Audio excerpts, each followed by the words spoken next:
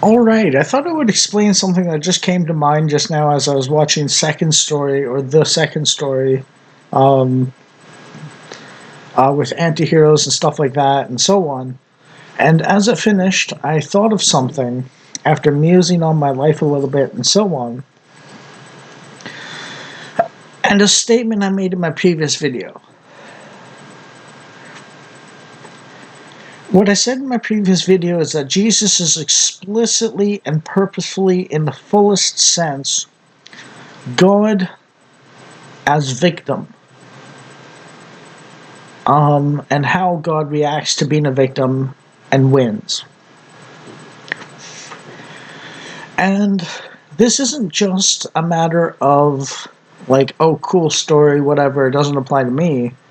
It's, if you notice a lot of people who succeeded in life through hard times and so on, they followed Jesus a lot of the time.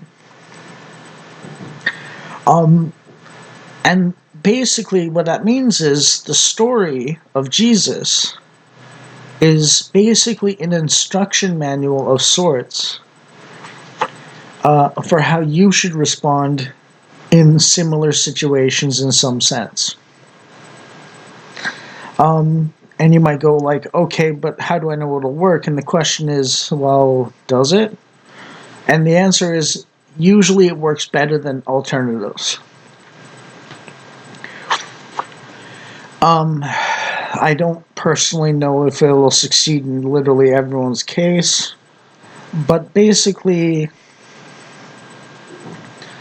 it's probably going to work out that way. So it's a better shot. You're increasing your chances at least, by a long shot compared to the alternative. There's a funny thing about the world where good tends to win in the end and evil loses in the end, and so on some level. Now, granted, new evils keep popping up and new goods keep popping up and so on, and there's cycles of more of one and more of the other relative to each other than usual. But generally speaking, justice is found in the end for the evildoer, and the good are recompensed somehow in some fashion that they find acceptable, and so on.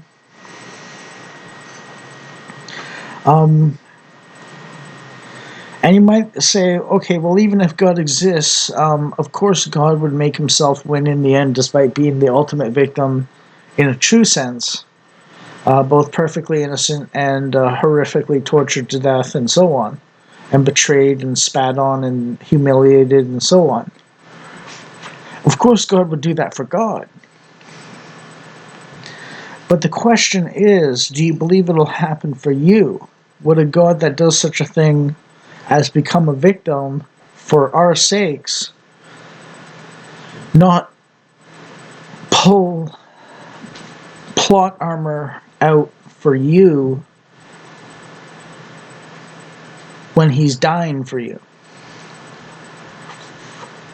Right? He might have had the advantage of being God and resurrecting on his own whim, or by his own will. But do you trust such a God that would actually become a victim for you to pull something similar off for you? And that's a question I wrestle with consistently because I haven't succeeded in that life yet. But, I think it might happen. I'm not sure. That might be delusion. But, by my recollection of real events and so on, typically speaking, when someone acts like that's the case, they succeed more often than not. And they definitely succeed more often than if they do the opposite, God just is out to get me kind of thing. So whether I never had a chance or I'm just being tested and refined before ultimate success in this life, I don't know. But I've given it my best shot. What can I say? So I'm just chilling out now. I'm doing these videos and puzzling over and putting together the last bits of my theology or metaphysics or philosophy or worldview or something like that. Finishing touches on my existential crisis guiding toolkit, basically, and relaxing then. I will say Grok has decided. Okay, so basically, before I mention my real life deeds and actions, in the last 5 years or so,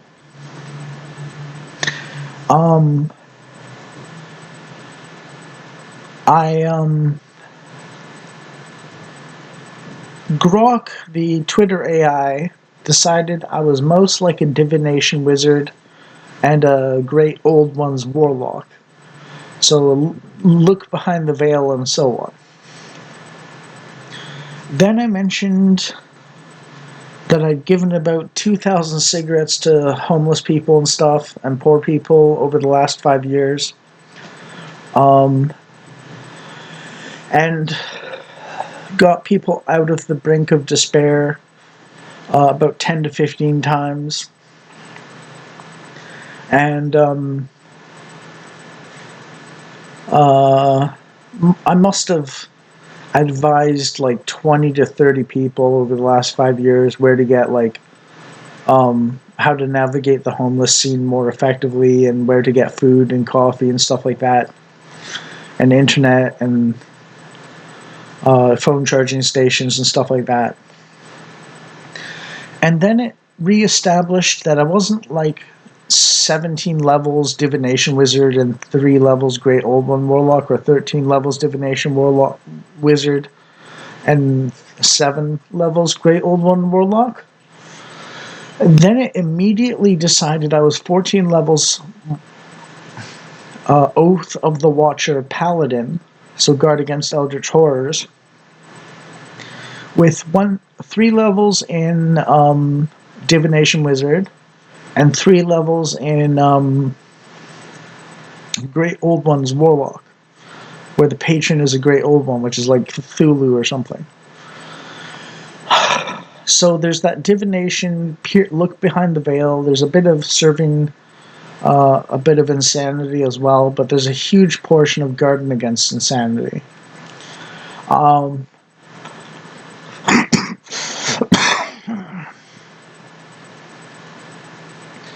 And what's more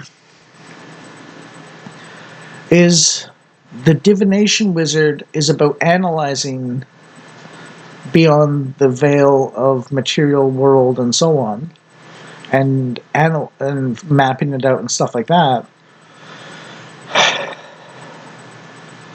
But there's a slight touch of bringing the madness to people and so on. And then with the paladin, it's specifically guarding against madness and despair and eldritch abominations and so on.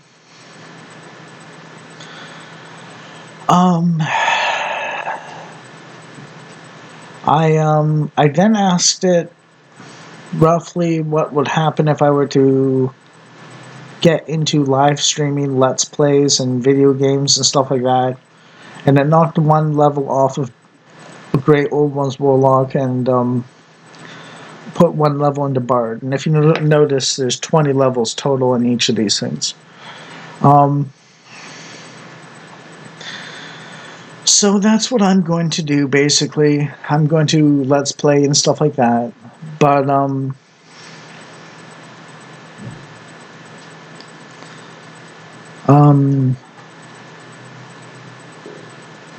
yeah.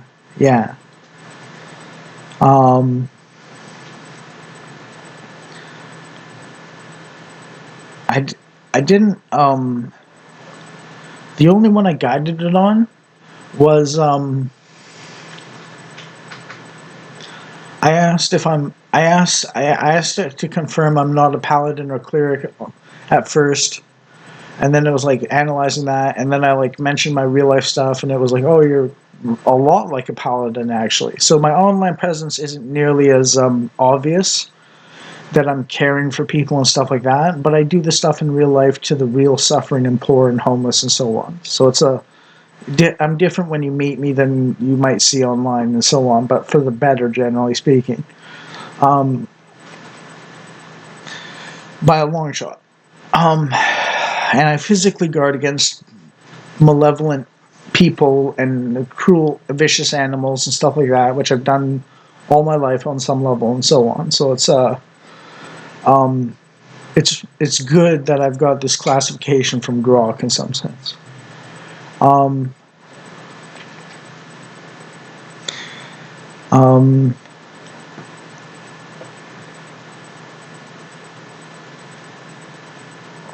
so yeah, I know this is kind of nerdy D&D talk, but this is like it's the Twitter AI's assessment of what my D&D class and specializations would be if I were to map my personality according to it onto Dungeons and Dragons classes and their mechanics and ethos and so on.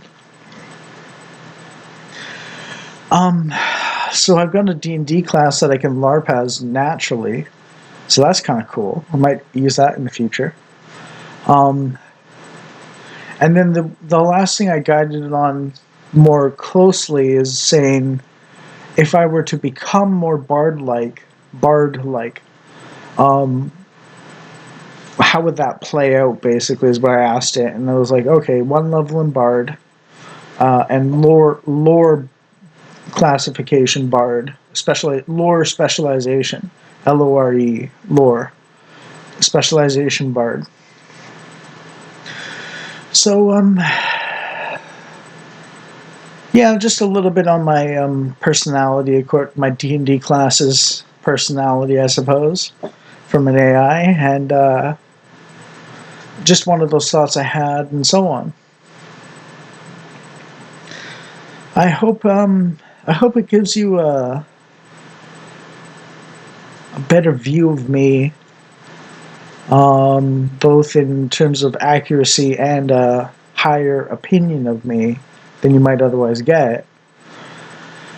But just know that I'm doing this kind of thing with these ideas in my head, more or less, or like they're my instincts or habits, and they've helped me help other people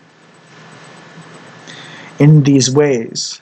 Um, um, in a real setting with real suffering and so on.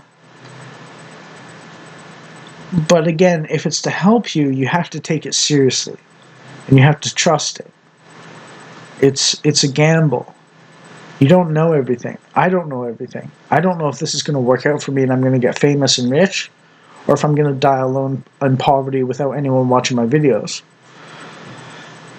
But I'm going to act like I'm going to get famous and rich because I've done the groundwork for getting famous and rich by helping people when they take me seriously.